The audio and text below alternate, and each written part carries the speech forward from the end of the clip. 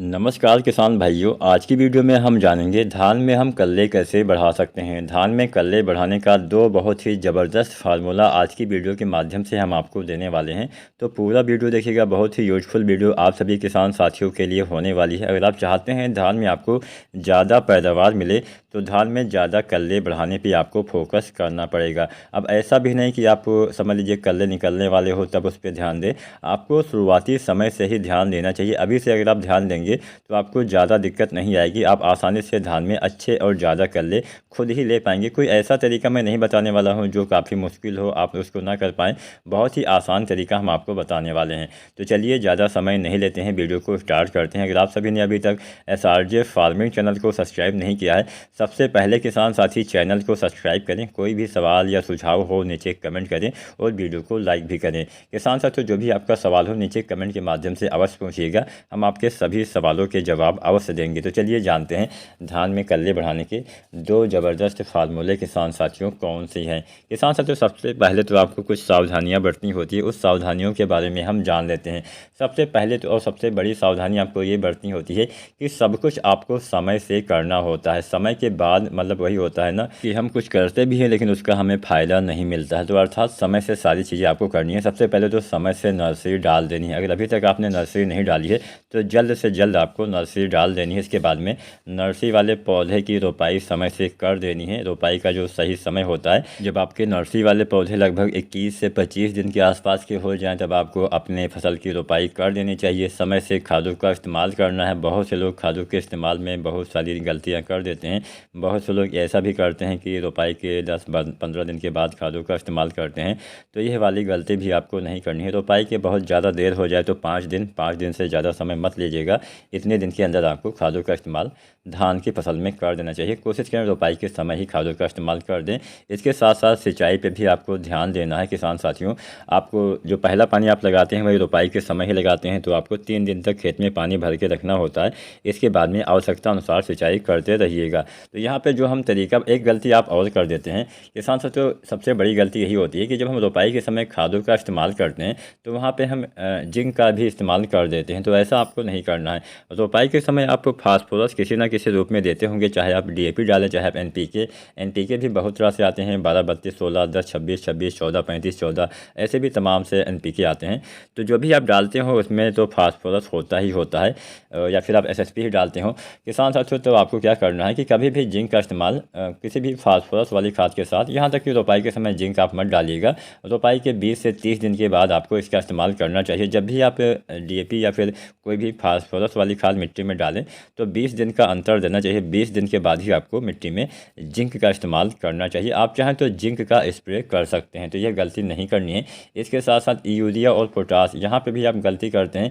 Urea potash एक साथ हम प्रयोग कर सकते हैं आसानी से, लेकिन हाँ बहुत लंबे समय तक मिला के रखना नहीं होता है। कई बार क्या होता है कि हम सुबह खाद मिला के रख लेते हैं, हम 2 4 5 घंटे बाद या फिर शाम तक हम खादों का इस्तेमाल करते हैं। तो ऐसा नहीं करना है। खाद मिलाने के जितना जल्दी हो सके उतना जल्दी आपको यूरिया पोटास को आपस में मिला के एक साथ बहुत जल्दी इस्तेमाल कर देना है। तो यह गलती किसान साथियों नहीं करनी है। अब हम वो 2 तरीके जान लेते हैं जिससे हम धान में कल्ले बढ़ा पाएंगे। किसान साथियों, पहले तरीके में आपको इस्तेमाल करना है सागरिका दानेदार। अब सागरिका तो वैसे 2 तरह से आती है, एक आती है दानेदार रूप में, एक आती है लिक्विड यानी तरल रूप में। तो सबसे पहले हम यहाँ पे दानेदार वाली सागरिका की बात करेंगे। किसान साथियों, सागरिका इफ्को कंपनी का एक प्रोडक्ट है किसान साथियों, और काफ़ी किसान साथी इसका इस्तेमाल करते हैं। अगर आपने कभी भी सागरिका का इस्तेमाल किया है तो हमें नीचे कमेंट के माध्यम से अवश्य बताइएगा कि क्या सागरिका डालने से फ़ायदा होता है या नहीं होता है। आप सबकी राय काफ़ी ज़रूरी होती है।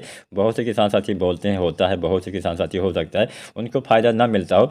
तो जो भी आपको मतलब ऐसा लगा कि हाँ हमें फ़ायदा नहीं मिला है तो उसके बारे में हमें अवश्य बताइएगा, हम उसके ऊपर डिटेल में आपसे बात करेंगे।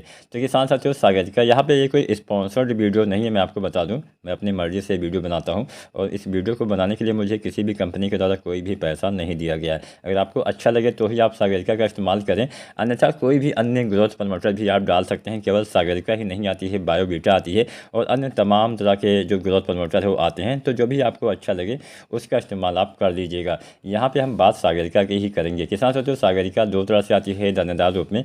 एक आती है सागरिका Z++, एक आती है सागरिका गोल्ड।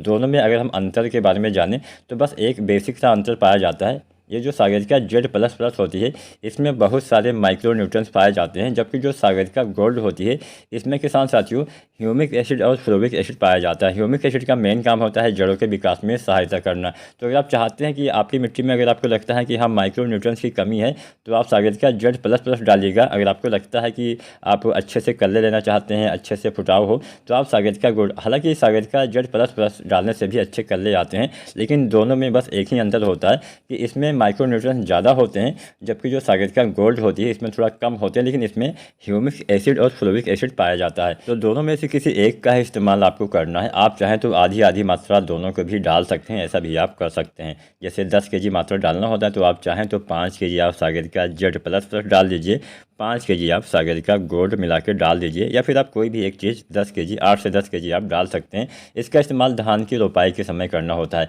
आप जितना जल्दी इसको डालेंगे उतना ही आपको फ़ायदा मिलेगा। ऐसा नहीं कि आप 15, 20, 25 दिन के बाद इस्तेमाल करिए। रोपाई के 4-5 दिन के भीतर आपको इस्तेमाल कर देना है। बाई चांस आप ना डाल पाए हो तो 10 दिन के अंदर अधिकतम आप इस्तेमाल कर दीजिएगा, तब आपको अच्छा लाभ मिलेगा। इसको डालने से क्या होता है, बहुत सारे फ़ायदे मिलते हैं किसान साथियों।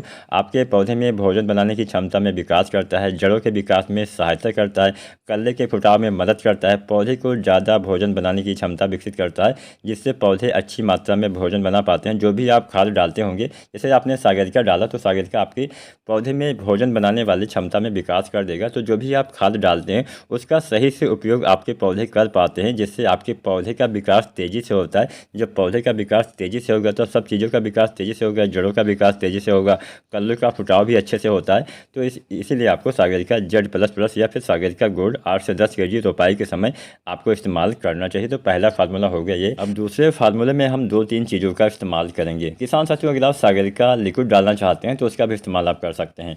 जैसे सागरिका Z++, मतलब सागरिका दानेदार अगर आप नहीं डालते हैं तो आप सागरिका लिक्विड का भी इस्तेमाल धान की फसल में कर सकते हैं। वैसे तो इसका इस्तेमाल 3 बार करना चाहिए, लेकिन 2 बार डालेंगे तो भी काम चल जाएगा। तो अगर आप सागरिका लिक्विड डालना चाहते हैं तो वो भी मैं आपको बता देता हूँ। सागरिका लिक्विड या फिर तरल या फिर द्रव, जो भी आप बोल लीजिए, एक लिक्विड रूप में होता है। तो सागरिका लिक्विड आपको पहली बार डालना होता है लगभग 25 से 30 दिन की अवस्था में। तो जब आप NPK 19, बहुत सारे किसान साथी इसको डालते हैं NPK 19 19 19, इससे भी कल्ले का फुटाव अच्छे से होता है। तो NPK 19 19 19 1 से 1.5 किलोग्राम आपको डालना होता है। साथ में सागरिका लिक्विड 250 से 500 ml आपको पहली बार आपको डालना है किसान साथियों। सागरिका वही 25 से 30 दिन पे दोबारा से आपको सागरिका गबोड़ अवस्था में डालना होता है, जिससे आपके अच्छे से दाने का भराव सब कुछ अच्छे से होता है, बालियाँ अच्छे से विकसित हो पाती हैं। तो यहाँ पे हमने सागरिका लिक्विड के बारे में भी आपको बता दिया। 2 बार आपको इस्तेमाल करना है। पहली बार NPK 19 19 19 के साथ डाल दीजिए। दोबारा से आपको इसका इस्तेमाल 052 34 के साथ में कर देना है। साथ में बोरोन भी आप डाल सकते हैं। तो चलिए आगे बढ़ते हैं, जानते हैं दूसरा फार्मूला। दूसरे फार्मूले में आपको कल्ले बढ़ाने के लिए 3 चीज़ों का इस्तेमाल करना है। पहली चीज़ आपको डालनी है यूरिया, दूसरी चीज़ आपको डालना है जिंक, तीसरा चीज़ आपको डालना है सल्फर। इसका इस्तेमाल 25 से 30 दिन पे ही करना है। जब आप पहला पानी वही लगाते हैं 21, 22 से 25 दिन पे, उसके बाद में आपको इसका इस्तेमाल किसान साथियों करना चाहिए। कितनी मात्रा में करना है ये भी हम जान लेते हैं। किसान साथियों, सबसे पहले तो आपको पहली पानी लगा देना है। वैसे रोपाई के समय की हम बात नहीं कर रहे हैं, पहला पानी, उसके बाद में हम लगभग 21 से 25 दिन तक लगाते हैं। तो पानी लगाने के बाद में आपको यूरिया डालनी है लगभग 30 से 40 kg। अब 30 kg आपको कम दिन वाली किस्मों में डालना होता है यूरिया, और 40 kg देर से तैयार होने वाली किस्मों में आपको यूरिया डालना होता है। यूरिया डालने से बिना नाइट्रोजन की पूर्ति के कभी भी आप पौधे में अच्छा उत्पादन नहीं ले पाएंगे, अच्छे से वानस्पतिक विकास नहीं होगा। तो पौधे के वानस्पतिक विकास के लिए आपको नाइट्रोजन की पूर्ति करनी होगी, जो हम यूरिया के माध्यम से देते हैं। तो यहाँ पर यूरिया 30 से 40 kg आपको 25 से 30 दिन पर डालना है। इसके साथ में जब आप यूरिया डालते हैं तो उसी समय आपको जिंक सल्फेट का भी इस्तेमाल करना चाहिए। किसान साथियों, जिंक आता है 2 तरह से, हम इस्तेमाल करते हैं ज़्यादातर। वैसे तो बहुत तरह के आजकल मार्केट में आने लगे हैं, लेकिन ज़्यादातर हम या तो 33% वाला जिंक सल्फेट डालते हैं या फिर 21% वाला जिंक सल्फेट डालते हैं। दोनों में सल्फर भी पाया जाता है, लेकिन ज़्यादा मात्रा में सल्फर नहीं होता है। तो यहाँ पे अगर आप 33% वाला जिंक का इस्तेमाल करते हैं तो लगभग 5 किलोग्राम मात्रा प्रति एकड़ की दर तक आपको डालना होता है। और अगर आप 21% वाला जिंक डालते हैं तो लगभग आपको 8 kg मात्रा प्रति एकड़ की दर तक डालना होता है। दोनों में से कोई एक जिंक का इस्तेमाल किसान साथी कर सकते हैं। जिंक डालने से क्या होगा, पौधे में अच्छे से मतलब पौधे में प्रकाश संश्लेषण प्रक्रिया काफ़ी अच्छे से होती है। पौधे भोजन काफ़ी अच्छे से बनाते हैं, पौधे में चमक आती है, पौधे का विकास में तेज़ी होती है।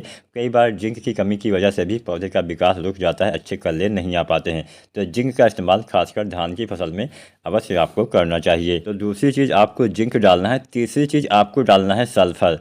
जो सल्फर आता है 90% वाला, इसका इस्तेमाल करिएगा और इसकी आपको लगभग 3 kg मात्रा यानी 3 किलोग्राम मात्रा प्रति एकड़ के दर तक आपको डालना है। यहाँ पे हमने जितनी भी खाद की मात्रा बताई है वो 1 एकड़ खेत के लिए बताई है, मतलब प्रति एकड़ इतनी मात्रा आपको डालनी है। अब सल्फर डालने से क्या फ़ायदा मिलेगा? सल्फर डालने से पौधे के विकास में तेज़ी आती है। सल्फर डालने से नाइट्रोजन की जो क्षमता होती है वो काफ़ी अच्छे से बढ़ जाती है। मतलब आप जो यूरिया खाद मिट्टी में डालते हैं वो पौधे काफ़ी ज़्यादा मात्रा में ले पाते हैं, जिससे पौधे का विकास अच्छे से मतलब नाइट्रोजन की ज़्यादा मात्रा आपके पौधे ग्रहण कर पाते हैं, जिससे उसका सदुपयोग होता है। इसके साथ साथ आपके मिट्टी का पीएच वैल्यू भी कम करता है, मिट्टी में सुधार करता है। तो सल्फर के भी बहुत सारे कार्य होते हैं, इसके ऊपर हमने वीडियो भी बनाया हुआ है। तो ये 3 चीज़ें अगर आप किसान साथियों 25 से 30 दिन पर डालते हैं तो कल्ले के फुटाव में आपको तेज़ी देखने को मिलेगी। कई बार ऐसा होता है कि नाइट्रोजन की कमी से भी पीलापन आ जाता है, कई बार जिंक की कमी से भी पीलापन आ जाता है और कई बार सल्फर की कमी से भी पीलापन आता है। सल्फर की कमी से धान की जो नई पत्तियां होती हैं उसमें हल्का पीलापन आपको देखने को मिलता है। तो ये तीनों चीज़ों से पीलापन आपका दूर हो जाएगा, पौधे का विकास तेज़ी से होगा, पौधे भोजन अच्छे से बना पाएंगे, जिससे आपके कल्ले का फुटाव, कल्ले का विकास भी किसान साथियों अच्छे से हो पाएगा। तो उम्मीद करते हैं आज की जानकारी, आज की वीडियो आपको पसंद आई होगी। वीडियो अगर पसंद आई है तो वीडियो को लाइक करें। कोई भी सवाल, कोई भी सुझाव हो तो नीचे कमेंट जरूर करिएगा। वीडियो देखने के लिए आपका बहुत बहुत धन्यवाद।